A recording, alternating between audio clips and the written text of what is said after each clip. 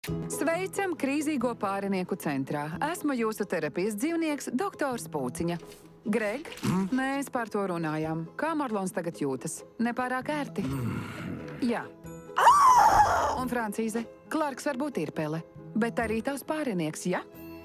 Un mums ir 2 jauni pārinieki.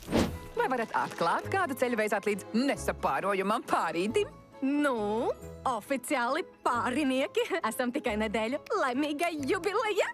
Un mums viss sanāk forši. Labāk nekā forši. Un mēs jau tā kā izglābam pilsētu. Tāpēc sūtīt mūs uz šejieni ir liels pārpratums. Ievērojāt, ka viņa atbildēja pirmā, neļāva runāt savam partnerim un piesita kāju, kad apspiež diskomfortu. Un pavērojiet viņas diskomforta avotu. Kā to izstaro viņas emocionāli nedrošā partnera atsvešinātā vienaldzība. Bet tagad mēģināsim sasveicināties ar partneri.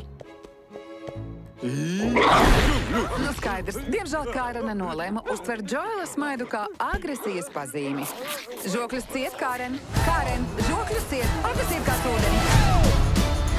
Labsāt, šis ir lūst vai plīst uzdevums. Nepaveiksiet, un es izšķiršu jūs. Neviens čūska nekad nav spērs kājas zootropolē.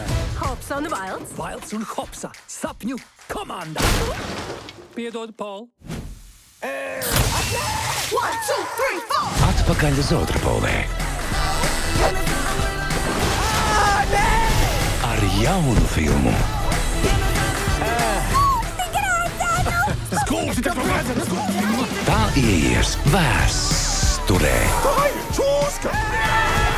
Likuma vārdā stāv! Lūdzu, piedod!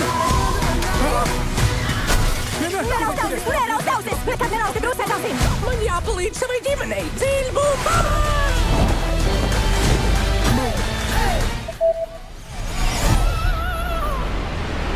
Zootropole 2. Tu zini, tā nav tava sliktākā ideja. Vau, tas bija gandrīz kompliments. Sliktākā ideja bija pieglaust ausis. Tikai kinoteātros novembrī.